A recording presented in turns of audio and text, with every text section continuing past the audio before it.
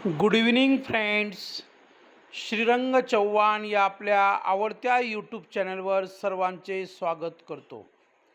लक्षात घ्या, आज आपण वर्ड्स विथ ई यू म्हणजे हे जोड स्वर आहेत. याला जोड स्वर का म्हणावं? ई हा देखील स्वर आहे आणि यू हा देखील स्वर आहे. ते दोघं सोबत आलेले आहेत म्हणून त्याला जोड स्वर असे म्हणतात. तर लक्षात घ्या, इंग्रजीचे जे काही शब्द दिलेले असतील त्या शब्दांचे रीडिंग म्हणजे वाचन करत असताना आपल्याला त्या शब्दांमध्ये ई यू हा जर जोड स्वर दिसला तर त्याचा उच्चार यू असा करा.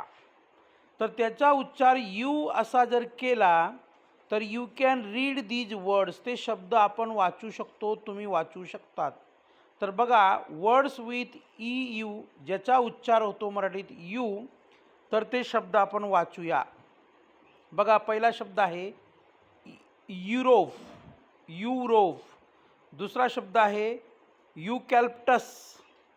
तिसरा शब्द आहे युओलॉजी. त्याच्यानंतरचा शब्द युऑन्च. त्याच्यानंतर इफ्युमिझम, इफ्युमिझम. त्याच्यानंतर युरेका. त्याच्यानंतर फ्यूड. त्याच्यानंतर न्यूट्रल.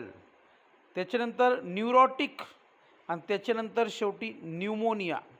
आता लक्षात घ्या, शेवटच्या शब्दामध्ये जो तुम्हाला सुरुवातीला पी दिसत आहे, तर या शब्दामध्ये पी हे अक्षर सायलेंट आहे, ते सायलेंट लेटर आहे. मग नेमकं सायलेंट लेटर काय असतं?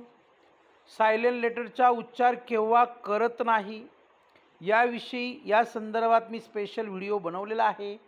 सायलेंट लेटरचा तो आपण बघावा, तर आपल्या कॉन्सेप्ट सगळ्या क्लिअर होतील. तर लक्षात घ्या, पुन्हा वाचतो. Europe, eucalyptus, eulogy, eunuch, euphemism, eureka, feud, neutral, neurotic and pneumonia. तर अशा प्रकारच्या शब्दांमध्ये ई यू हा जोड स्वर सुरुवातीला येऊ शकतो किंवा मध्ये येऊ शकतो. सुरुवातीला आला तरी यू उच्चार करा, मध्ये आला तरी यू उच्चार करा. तर अशा प्रकारचे शब्द शोधा, त्याला लिहा, वाचा, जेणेकरून आपली प्रॅक्टिस होईल. हा व्हिडिओ आपल्याला कसा वाटला?